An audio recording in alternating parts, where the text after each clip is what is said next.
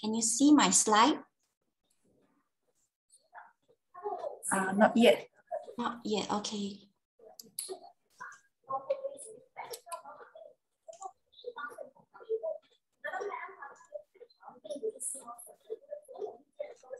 Okay, can you see my slide now, Sister Lily? Yes, can.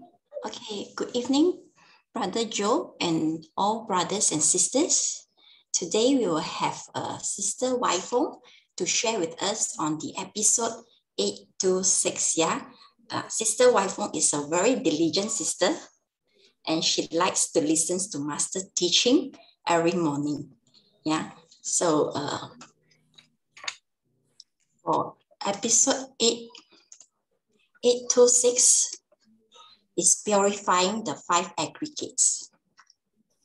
The stanza reads, those biased towards the small only cares for their own benefits and their own practice.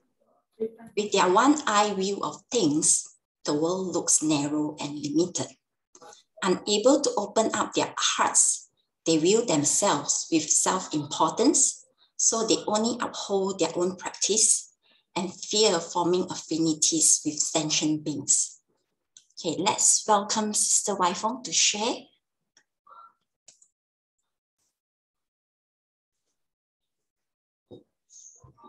Okay, I shall share screen now. Good evening, Brother Joe. It's about master, about masters, brothers and sisters in the Dharma. Thank you for the opportunity to share my limited understanding on this episode. By the way, can you screen now? Not yet. Oh, okay, yes. Okay, I shall put into the slideshow. Is it on the slideshow mode? Yes. Yeah. Okay, so so I just want to thank you for the opportunity to share my limited understanding of this episode on purifying the five aggregates.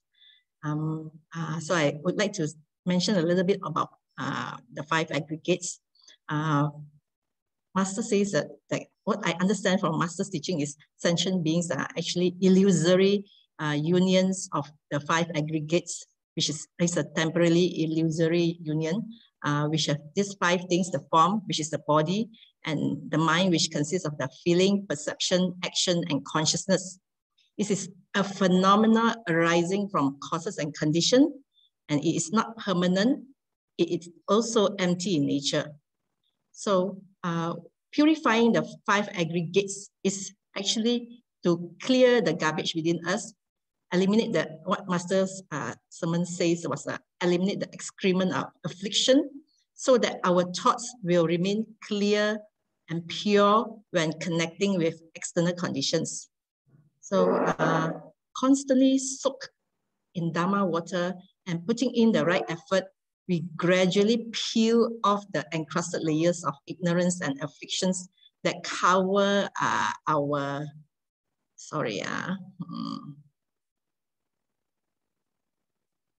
that cover our intrinsic nature or true suchness. However, just happily listening to the Dharma and letting go of our own afflictions are not enough. This is small vehicle nirvana, practice solely for own benefit. Master says that we must not remain narrow-minded and fear forming affinities with others.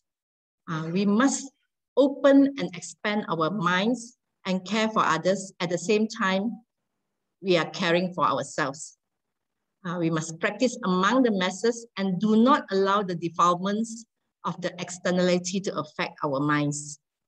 So in this way, we can perfect the purification of the five aggregates. Only then we can realize the principle of the great vehicle, which is the twofold emptiness, the wondrous existence in true emptiness. So Master said there's wondrous existence in the true emptiness, which is the great vehicle Dhamma, which can only be felt if we walk into the masses and put the teachings into practice. So this wondrous existence in true emptiness is the wondrous existence of our manifestation of our intrinsic nature or true suchness, empty of self or ego. It is actually the greater self, giving without expectation and filled with Dhamma joy after we have gone through a mission. As such, we attain the everlasting true virtues of permanence, joy, self, and purity. So this permanence, what is the permanent thing that is in this great vehicle nirvana is the true principles and the true suchness. These are permanent. So when we are in a mission or when we do something without expectation and we are able to understand the true principle that Master has taught and brought it into be mindful about our doing. So the principle of the learning that we gain is permanent. That's my understanding. Then the self here is the greater self, free from the limited self, and the selfless, which is free from defilements. The purity part is free from defilements. So it means we are not affected by external conditions as we interact with other people. So when we can do that, when we are safe, free, peaceful, and happy. So that's the joy, the peace, and the happiness that we gain. So this is what Master say, the great vehicle nirvana. So great vehicle with nirvana, as I've gone through this, I was thinking it's not something that is that we have to really, that's a bigger picture. From the smaller picture is if we are able to feel it from going into the masses, the little things that we are doing, if we are able to experience this is also called a great vehicle nirvana, I guess. So you don't have to wait until don't know what time or when that we could experience it. So why do we need to go among people and form good karmic affinities with them? Master often speaks of collective karma. If we want to attain peace, everyone must live in safety. Only when the people around us are at peace can we truly attain peace. So otherwise, as collective karma accumulates and disasters strike, everyone is affected. So therefore, the mission of Bodhisattva is to draw close to influence, guide, and transform people. So while doing so, we need to humble the self, let go of our self-centeredness, and give of the self, turn negative affinities into positive ones. So if living bodhisattvas immediately take action, this collective karma can be transformed into harmony. So when people transform their minds, change their thoughts, there will be hope again. So only then the world would be a better place to live in. I would like to cite the lesson from the COVID-19 pandemic. Everyone's life is affected to some extent. And Master repeatedly urges all to go vegetarian, which is the only hope to transform our collective karma of this pestilence calamity. So I remember when I became a vegetarian, that was when I joined GNC last year. I thought it is good enough that I've done my part. As I often hear Master's slogan, 非素不可, 非说不可, 非推不可, I realized that I have to do more than just benefiting self. So the 21 days whole food plant-based diet is actually a skillful means to promote, vegetarianism anywhere. And I'm actually seizing every opportunity to talk about this whole food plant-based diet, mostly while scanning the patients till this become a natural thing to do. So, and I see that Tzu Chi volunteers, they are really like bodhisattvas, seizing cause and condition for the benefit of mankind.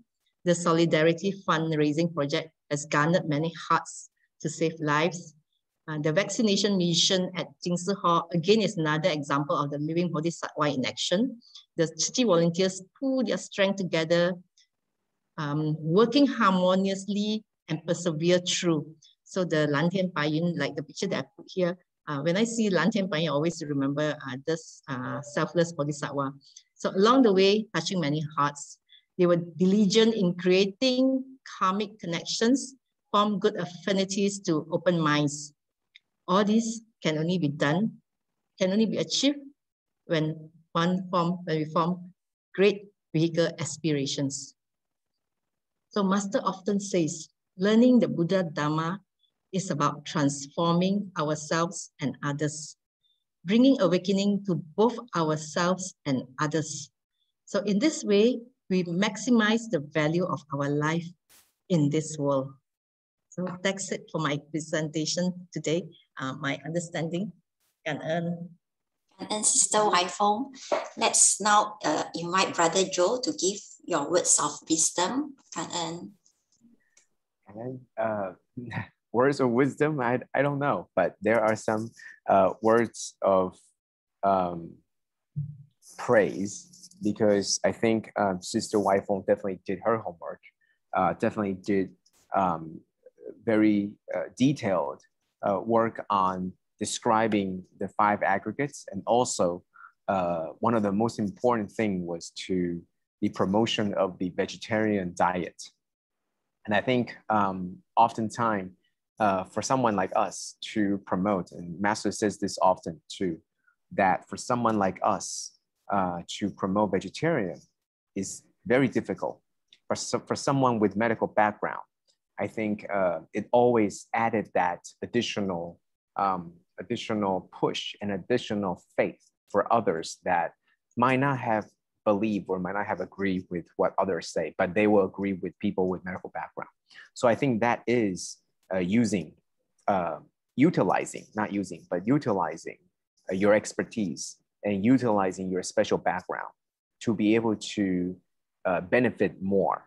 And I would like to say that the 5 aggregates, as Sister WaiFong had mentioned, the form, feeling, perception, the action, and consciousness. I think that could also be, so this is how I see this episode. I think this is in chapter 4, right? This comes from chapter 4, and it's talking about the son that ran away, refused to believe the truth, or they refused to believe the teaching, refused to follow the teaching and ran away. And I would like to think of it as the teaching itself is a little bit beyond what we can understand. And so because it's hard for us to understand, and we tend to shy away.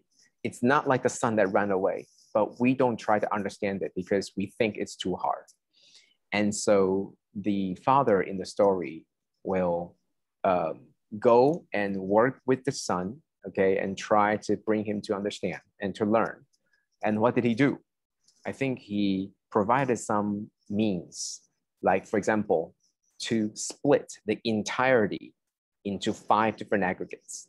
And the reason why I think this is done was because to make people to see the picture more easily. It's harder to see that the whole thing was unreal or empty when you can clearly see that there's a body and there are forms, and there are all these things. So what the Buddha did was to make it very fine, they cut into small pieces. And out of the 5, you could possibly know the 3. It's okay that you don't know the other 2, but at least now you feel like you know 3. And that's what, divide and conquer really means. If you don't know 1, it's a yes or no, if there's only 1.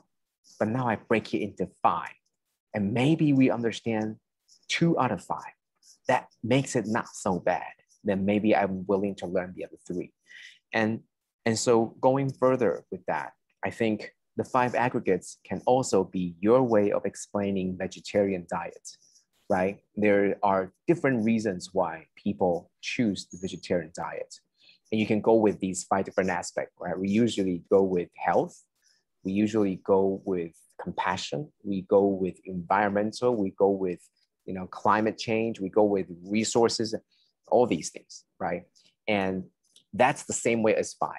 If you tell someone to be vegetarian, it might be hard, yes or no. But if you give them 5 reasons, maybe they understand 2 out of 5, but maybe that's enough for them to be willing to take the other 3. The same idea with the 5 aggregates, I think. is that when you break it into smaller pieces, it's no longer either understand one or nothing. You can now understand 1 out of 5, 2 out of 5, and that's what I believe is to be the means for Buddha to teach the less capable ones, where we can't comprehend all of it, but I still get something out of it. And I think that's what the 5 aggregates, even right now, you know, if you want me to clearly distinguish the 5, I can't, you know, specifically say all these 5 are these. You know, maybe I will say the definition, but it doesn't mean I understand. Okay, just like, you know, when we go through what is true suchness, you can define it, but it doesn't mean you understand. And we can repeat it. I can repeat what was said, but I don't get it. But if you break it into smaller pieces, there are chances that I could understand 2 while still trying to learn the other 3. And that's what the 5 aggregates, I believe. And that's the, it's the English, I'm so out of practice with English. 方便法. Okay, that's the means, the provisional means for Buddha to teach, so that you don't feel completely rejected, but rather you feel the motivation to learn more. Okay, thank you, Sister Waifong, and thank you for your continued promotion of the vegetarian diet. It is the ultimate solution to our problems, and that's what we need to do. That's what everybody needs to do. Thank you. Thank you, BroJoe. BroJoe. Yeah. Next, we'll go to next episode. Let me share the screen.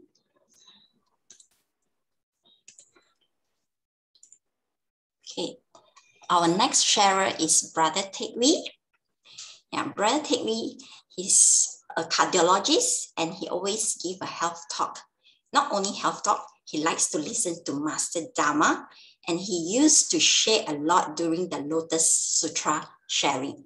Yeah, so tonight, BroTeckWee will share on episode 827, Transcending the 3 Realms. The sentient beings of the 5 realms go through fragmentary samsara. The appearances of the 4 kinds of beings are all different. The 5 chronic afflictions, greed, arrogance, doubt, and the others, and the different mentalities exist together as we all exist together in the 5 destinies. Let's welcome BroTeckWee to share your insight. Thank you, SisChinSwan. And good evening to all brothers and sisters and Brother Joe. I always see you on the computer, but this is the first time I interact with you. It's a privilege. So let me share my screen. I just want to comment on Sister Waifong's sharing just now. I think she should not put down limited understanding. She should say unlimited understanding. So she has to set a different goal.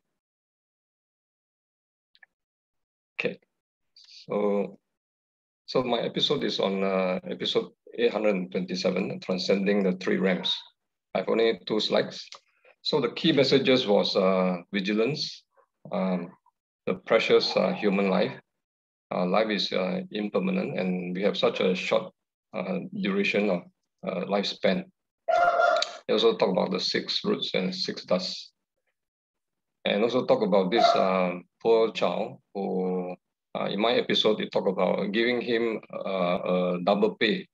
The father offered him the double pay to clean the excrement and the filth.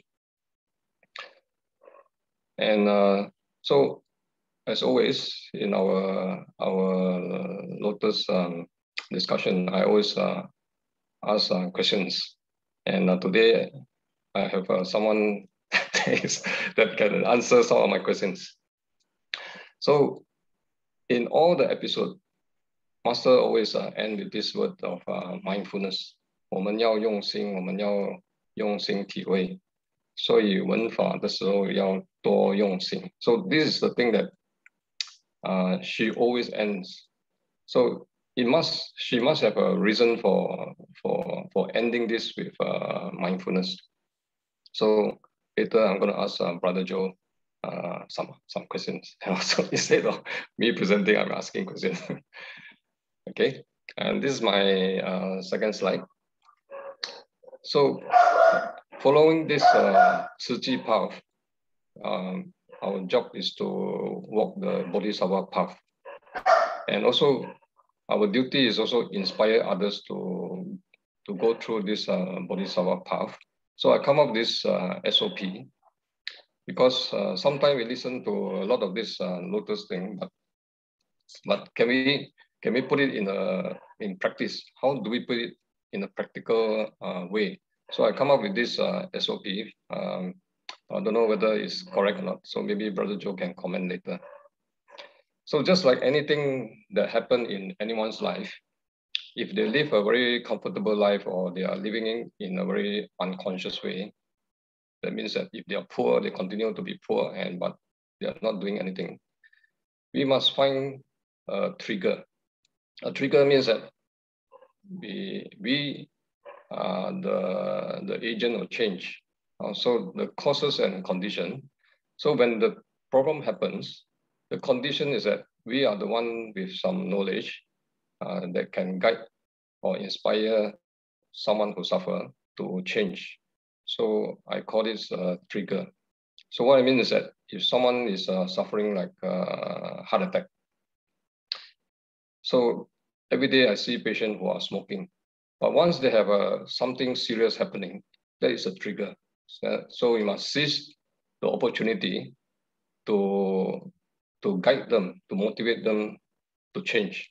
So research has shown that if they have a heart attack and a doctor tell them to stop smoking, that's the best time.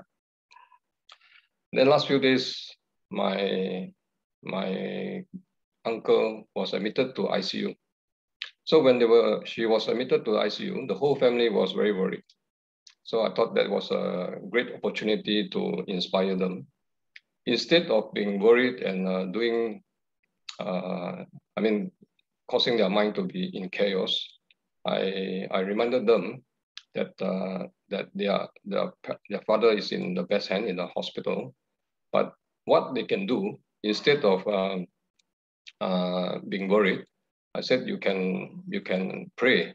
You can imagine him recovering, and also you can practice virtue. And I also tell them to vow to maybe take this opportunity to be a vegetarian, so that the father can get the blessings. So this is one of the opportunity teaching. In the normal times when I talk to them, I don't think they will do this, But this is the best time to, whatever outcome that can happen to the father, at least I've inspired them to go for the right direction, the virtuous action, and also being vegetarian. Then the last one, last example is some of those participants of 21 day, they have their reason for joining. So some of them because of obesity, because of hypertension, diabetes. So this is also a trigger for them to join, for them to be able to improve on themselves. So that's the first thing. We must always be alert for a trigger, for opportunity teaching. The second part of the SOP is goal directed. So what I mean is that whatever that we interaction with them must be purposeful, and I put a bait. It's like a trick to get them to walk the path. But actually, this is a good bait. It's not to cause harm to them. So we always give them company, always accompany them and keep them in touch, and always reminding them of their goal. So yesterday during our Lotus meeting, Sister Lacey mentioned about one of the a poor man who has an infection of his leg, but he refused to go to the hospital because he's scared of dying in the hospital.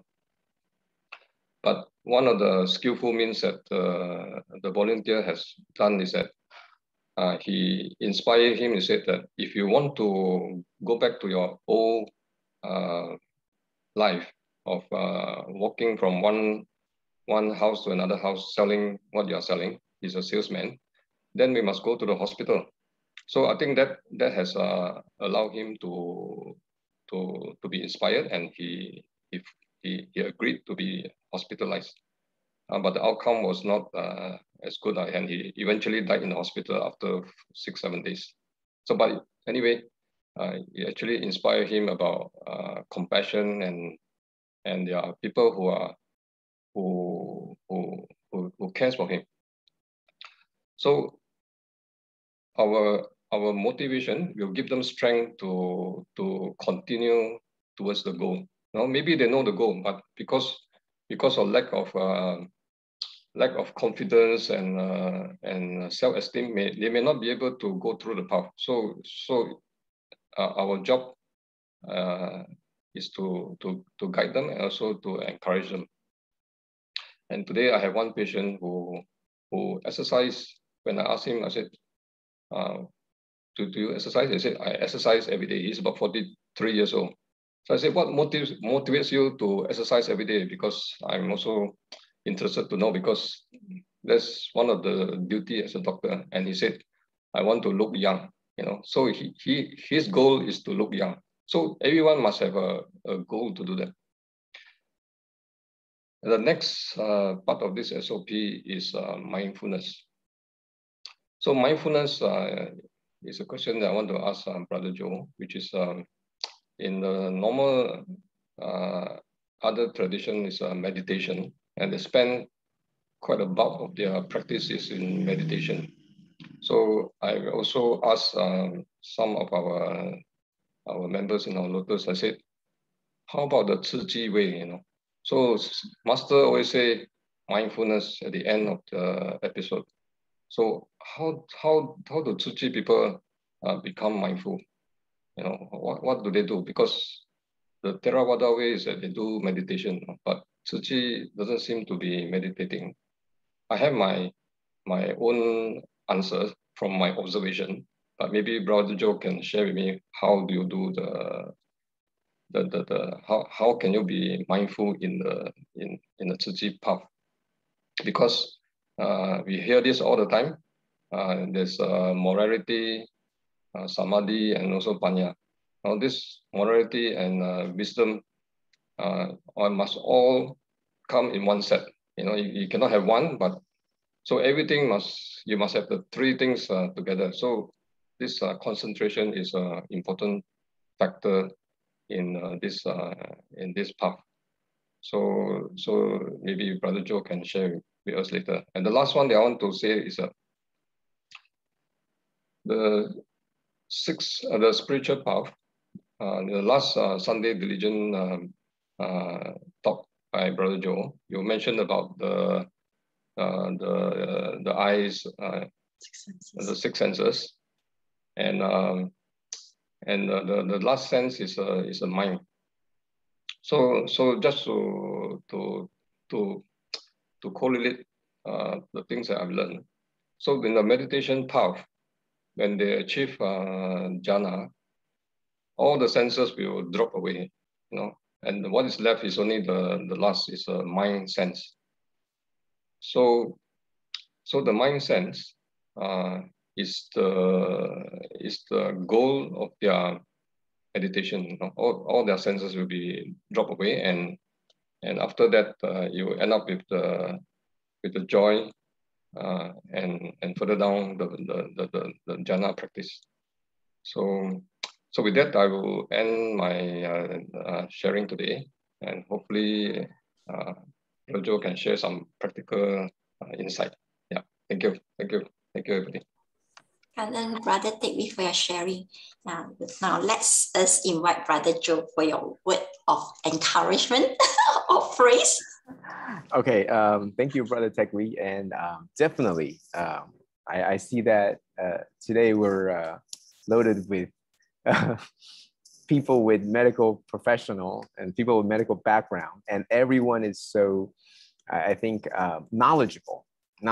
I can see from BroTeckWee's explanation and also questions that definitely something that's very deep and also understanding.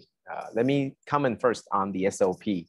I think the trigger and goal-oriented or goal-directed, I think that's very, very true. I think you see definitely the pattern at work when you're facing your patients and also the family members. I think one of the things that's that can be an extension of that is the trigger can be a passive trigger or an active trigger. What I'm trying to say is something that happens where you might not have control. That's passive trigger, like something that happens to the patient's heart, so that triggers them to want to do something. And I think that's one trigger. But what we could also do, and I think BroTeckWee also mentioned, is to have that active trigger. Instead of being passive, you go and take a look at what other people are going through. Don't wait until this happens to you.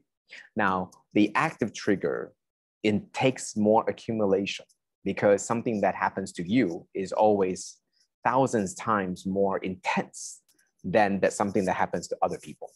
And that is why you need to accumulate so many other active triggers to make it so that it's equivalent to a passive trigger. For example, you see so much suffering. And that makes you want to say, let me observe the vegetarian diet for a month, because there's just been too much dying around. That would compared to if one of the close friends around us are getting hit with this COVID, then you right away say, I'm going to observe a vegetarian diet. So just a little extension of that is, how do you make this trigger to be active or non-passive? Don't wait until this is something that happens to you. And I think that's what Master is trying to do. Why? Because when the thing happens to you, you're not in control. You're not in control. You're in control of your mind, but you're not in control of what's going to happen. But when you're observing others, you're still in control, and you can control how you want to do this. There's still a learning curve. Okay. So that's something that I wanted to provide the feedback, just something to think about. It's not, just what I, thought of. Now going to BroTeckWee's question about meditation. I am no expert, and I would like to hear your idea, your answer too.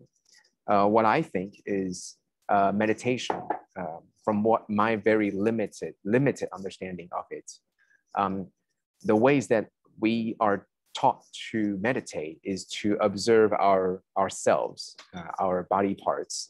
This is where, feel your eyes or feel your different parts and think about yourself, think about what you have done. And I think in Tzu Chi, it's in a way a little bit different in that, just like you said, it's to be observant. Okay, so we're constantly observing what's happening around us. So you see someone who is happy, and you begin to observe why. You begin to see the sources of that. Just like when you observe yourself when you meditate, you begin to realize, oh, my thought is flying away. Why? There's a train going by. My ear hears the sound, and I can hear the birds. My ear hears that. Why are my thoughts flying away like the bird or going away like the train? Or at least that's my very limited understanding of meditation. Is to observe yourself. But in Tzu Chi is the other way. You look without, not look within. You look to the outside. And when you begin to observe what happens, maybe something that causes the other people to be very mad or sad, or something that's very emotional, because of your observance, you begin to pull and detach from what's happening. And because you're able to do that, you actually were able to reach samadhi. You're able to calm to observe on a different, more objective perspective. And you begin to see, and and that happens in an instant. This is not like 10 minutes. This happens in an instant. It's flash of thoughts and mind to think about why this is happening, why he's doing this. And this is not like being a Sherlock Holmes. No, it's not. It's really to think about why. And I think in a way, when you're observant of all the things around you, that is when Master once said, and as many sages of the past have said, that even if you're carrying woods and if you're chopping woods and doing all this work, you are in a state of samadhi because you're constantly observing all the things around you. And you're working, but your mind is on this, your mind is on all the things around you. And that in a way, the lake in your heart is still. It's not being rippled because of the wind or the rock, because it's still. Okay, so that's my very limited understanding. And lastly, about the six senses, I would say that ultimately, and these are all connected, right? The trigger goal directed. I'm thinking it's more active trigger. Meditation, I'm not thinking about looking to the within, but to look to the outside, to observe all the people interactions. You can't do that if you're not in the masses. You have to do this only with masses. And that's when all the very difficult problems about why this happens comes out. And the sense drop, the question about the six senses also, I think the ultimate goal isn't to drop the senses. The ultimate goal is to differentiate the senses versus the emotion or the result that comes. So we oftentimes attach meaning or emotion or something more to what it is. Like somebody did this, you're either very happy or you're not happy at all. And for someone who reached the higher state, or I believe to be able to see things clearly, they begin to see this as for what and how this happens. And that's just how it is. I think that's what's true suchness. That means it just happens the way it's supposed to happen.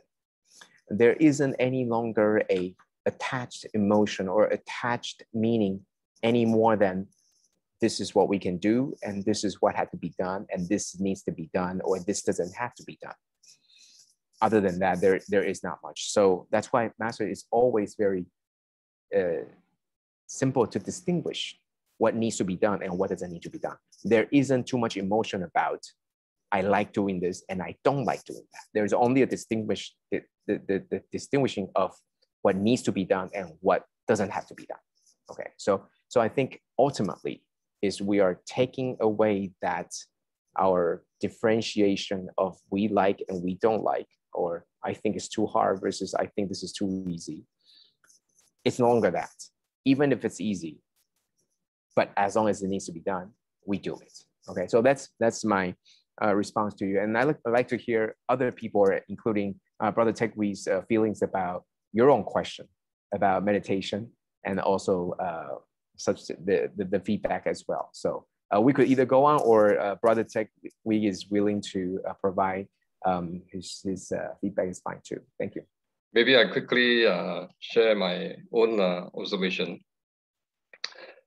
I think the Tzu Chi practitioner or brothers and sisters. So I mentioned that a lot of times there's always a trigger, and it could be a good trigger or a bad trigger. I mean, as a Tzu Chi volunteer, but most of the time we are very conscious of the bad trigger. Something bad happened.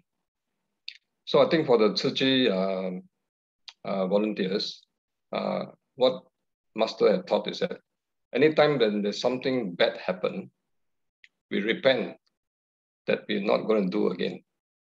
Next, we make expiration and we vow not to do it again.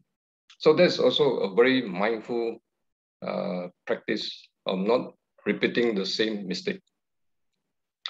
Because a lot of times when the thing are moving smoothly, there's no disaster or something bad happen, most of the time we will not change. It is a human behavior. So I think the Tzu Chi practitioner, when something happens, whatever that you do in work or at home, we use from psychology term is called cognitive. Cognitive means that we analyze with our mind. So it's something like wisdom, you know. So we analyze it. You know, we are totally mindful and focused on what had happened, and we repent not to do it again. And we make aspiration not to repeat the same mistake, and we vow not to do it again. So I think that's a Tzu Chi practice. And then back to the meditation thing for the Theravada practice. One of the levels after they drop all the senses is pure mind, which is pure bliss and also peace. So that experience is an experiential thing. Will shock their mind to not to commit some of the affliction and some of the principles that the Buddha had taught them. So in the Tzu Chi path, that peace comes from the Tzu Bei Sisa, you know. So the loving kindness, the compassion. So the things that we do, if you are very mindful of the help that we do it to our recipient, the charity or whoever, if you are very mindful and we have this good feeling, you know, the feel of peace and calm and also compassion, that is part of the level of meditation. So I think that's my observation, but I don't know that's the right way, but it's put into practice. So the Tzu Chi volunteers are doing this, you know, helping others. You know, we feel good that we are helping others, and also this repent, aspiration, and vow. Okay, so that's my input. Thank you. Kanam, Brother Joe and Brother BroTeckWee for your insightful sharing. Yeah, let's go to our next episode.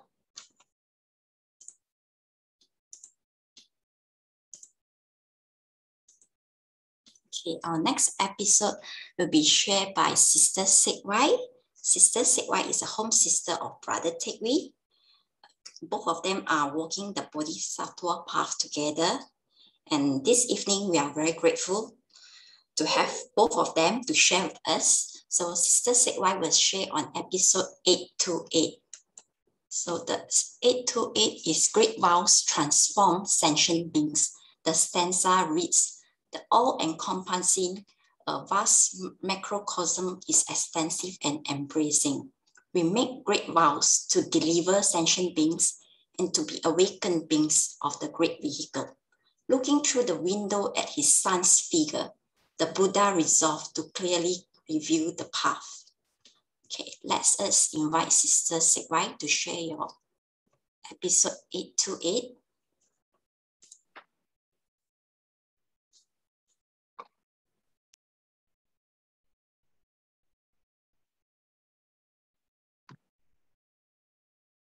Sorry, I'm the one helping her.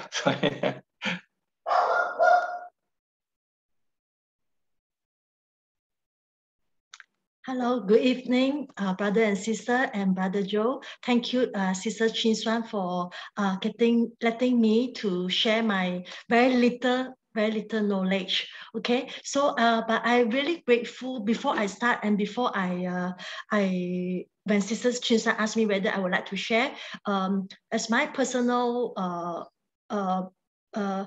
tendency, I don't really like to share, and because of I feel that I'm very inferior and I don't have much knowledge. But at the same time, I also think that I should seize the opportunity. So I'm glad that I could. So yeah, and I really like this episode. It's about great vows transform sentient beings. Why do I say that I like it? Because I myself, I always have to admire other brothers and sisters for having vow. And they make vows and they make commitment and they do a lot of commitment to help in all sorts of activities in Tzu Chi. Tzu Chi, whereas I myself, I am not. So, but I told myself, just very much like this episode about the analog of the poor son. I see myself like I'm that poor son, you know. And in fact, last night, when we shared with Sister Siu Cheng and the group about the Lotus Sutra on the episode 70, it happened to talk about the Buddha said something, you know, like, even though we don't know much, but it's okay. It's always good to listen. At least give ourselves the opportunity to listen. Then after that, if we really don't understand, it's always good to request, to ask for understanding. And even no matter what, we still couldn't understand as good as other people due to our own capability, right? Then we can always at least we make the attempt and we set the good affinity. So to me, I think for people like me, like the poor son, I find that I'm very thankful and I was so happy. And why? Because also during the episode, right, this lady is actually my mom and he's my younger son. Why do I say so? Because I remember during that story also, I think Buddha talked to Wahide, I think King Bimbisara's wife, right? She said that she is everything smooth sailing, and yet how come she get everything, and yet she has a very bad son that make her to go through a lot of having a lot of affliction. So to me, I really made me think of like my relationship of my father and between my father and my mother. But my mother initially was also like having quite like affliction to my father.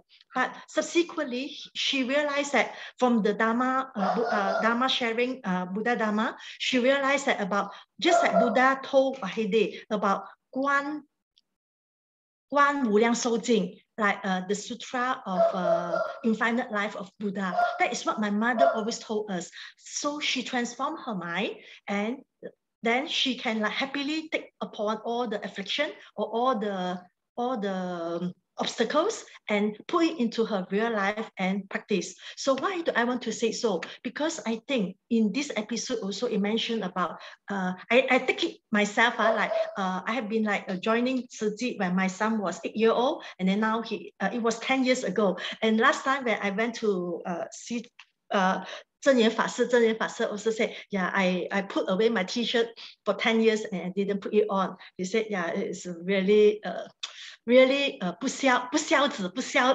的弟子啊. I really feel ashamed, but so what, you know? So to me, I see like this poor son, even though the father see from the window, know that he enjoyed doing the dirty jobs, you know. I am the one that is like enjoy floating around doing nothing. So why? So I see that is 3 obstructions, like the afflictions, the yet zang, like due to our great hatred and delusion. Because just like what you said just now, whether we see the needs to do it or we like to do it or not like to it. So very often because we are selfish, I am selfish, so that I always give all sorts of excuses. Then because of all this affliction, and it will given rise to the next one, the obstructions of karma, so yet zang. And then because of didn't do things that's supposed to be done, then of course, then I have to face the retributions, obstruction of retributions, the bao zhang. So of course, so I give this kind of question to myself. So how to make transformations if we don't even dare to commit to make any vow? To me, vow means like, wow, it's fast kind of thing, fast, you know. So to me, I asked my brother, I said, isn't it better if let's say we say, I can't even say it's aspiration. Can we say that a wish, you know, a wish to help? But it's, of course, it's a very, in terms of the level of intensity, then to me, it's a wish first, making a wish, then making an aspiration, then only I can make a vow. But to me, I think it's okay, just that some people, they can advance very fast, but some people take longer duration. But Sangren also mentioned in this episode, do we have time? 我们还要慢慢来嘛. So I'm asking this, like having conversation with myself, but I'm still like, 慢慢来. So just I heard that you all mentioned about the trigger. So definitely, yeah.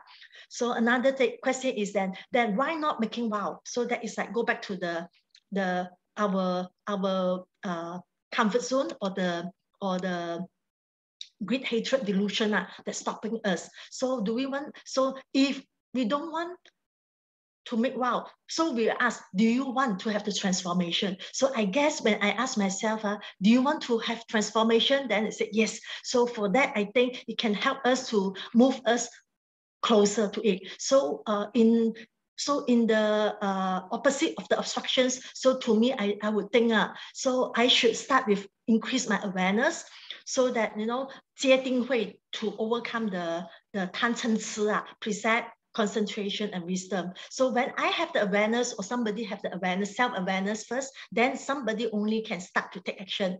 Then when we start to take action, instead of the retributions, the 包装, then we get the relief. Then the relief means wisdom or the transformation. So to me, that will, I hope that with all this little step, it can help myself or somebody that is like from small vehicle to go toward the big vehicle, to compare it and then make the progress. Okay, so thank you.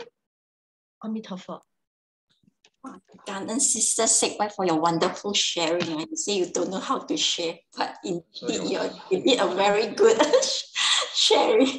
Okay, let us invite Brother Joe to give Sister SisWai a word of encouragement and wisdom and a praise. Thank you very much. Yeah, well, I hope so.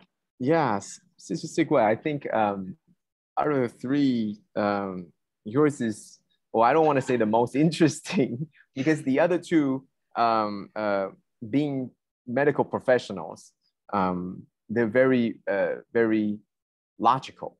Now, I'm not saying yours is illogical. I'm saying that yours is different. And especially when you mention about, you know, you begin to challenge, or you begin to ask yourself, right? Is it okay? Hey, I'm making transformation, right? I'm doing small things. And I'm sure you heard this. You heard this before.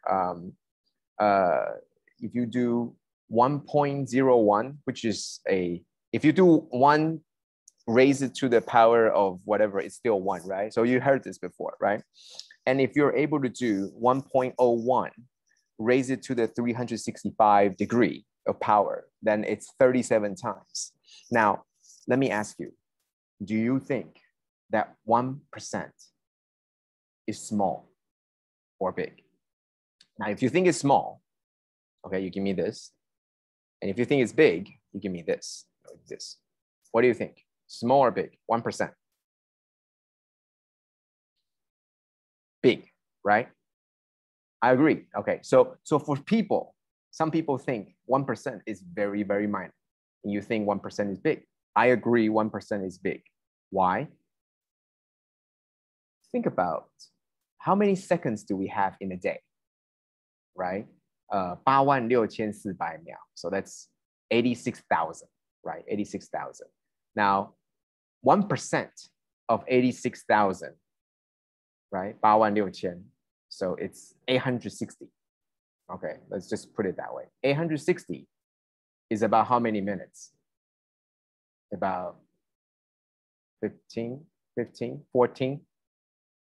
Am I doing my right? About 14 minutes. That means every day you have to improve 14 minutes in order to get 37%, 37 times the improvement. So do you think that's a lot? I think that's a lot. If every day I have to increase, for example, my exercise.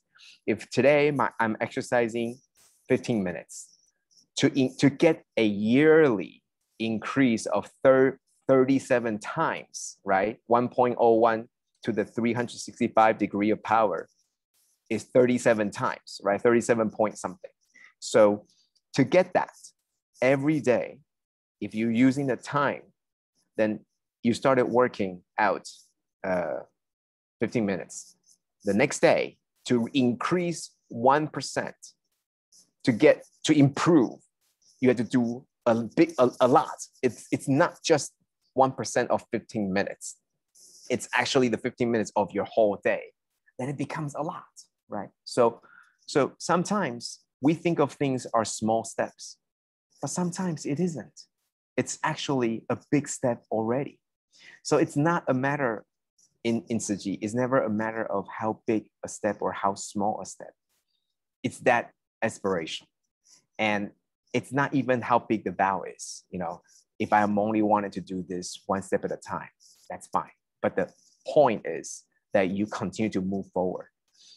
And the hardest part isn't how big the stride you take. The hardest part is when you hit a wall, what do? Do you continue to make progress? And usually with people that's taking small steps, you're able to move through the wall, rather than if you're taking big strides, then you really don't know what to do. So I really have no problem. And I think that's what usually people do. They take baby steps because it's not that they lack confidence. It's more of they think that this is manageable.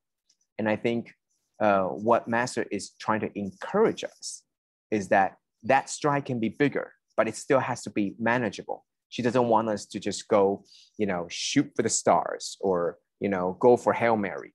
That's not what Master wants us to do, but rather continuously try to take small steps better, a little bit more each time, a little bit more each time.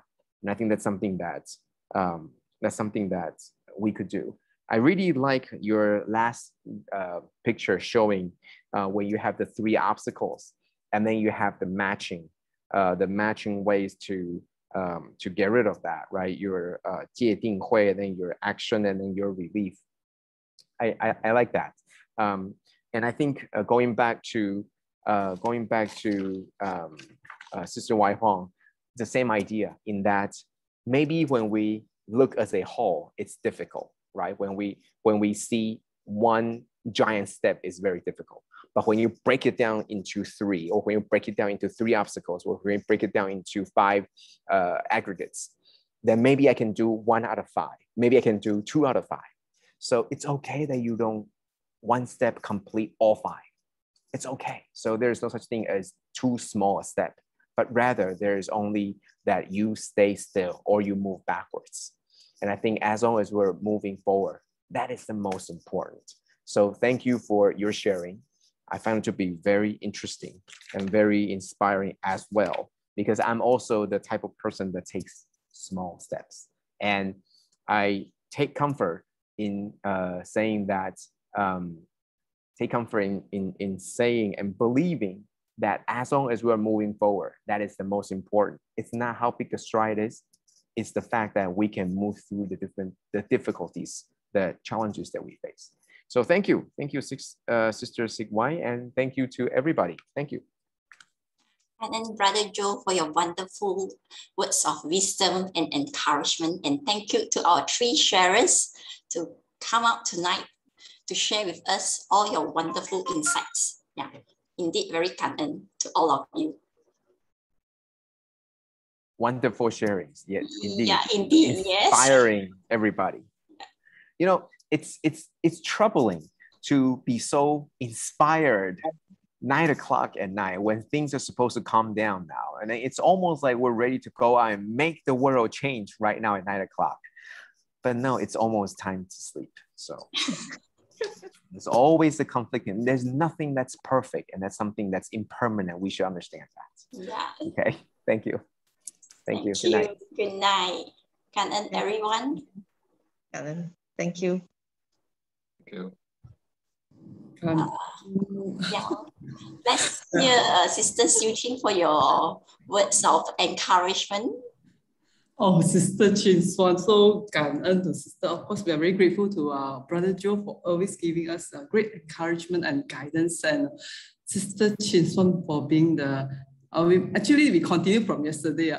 Often I think for Brother Joe info, our PNT 开花 we start at 8:30. Rightfully, it should end at 9:30, but most of the time we overran the time up to past 10 o'clock. It's always full of rejoicing to have all these great medicine bodhisattvas with us on the platform. They will always guide us on how to. It's more like counseling, free consultation sessions where the very diligent communities, volunteers like Sister Lei Sim and many other sisters, they will ask questions, and all these very kind doctors will guide us on how to treat these either Kaanfu or the refugees. So it's always full of very joy, and we open the platforms so anyone who's keen to join this every Thursday. Okay, Kaan, I'm very grateful to to Brother Joe, SisChinSwan for leading the wonderful group. BroTeckWee, SisWaiFong, and SisSikWai. Always very joyous to hear all your sharings. Despite meeting every week, it's never enough for us. Okay, and brothers and sisters, for your presence and your great support. We will continue tomorrow. Tomorrow morning, we'll have another wonderful session. Hope that each of us could sustain the Dharma joy and take in another piece of Dharma Masters and find and love to our life. Let us invite Brother Joe to lead us in paying homage. Let us please make 3 bows to the Buddha and the Master as we depart to apply these teachings in our daily life. Let us pay our respects to our teachers of life, universal truth. First bow. Second bow. And third bow. Okay, Kaan everyone, good night. And see everyone tomorrow. Kaan, take care.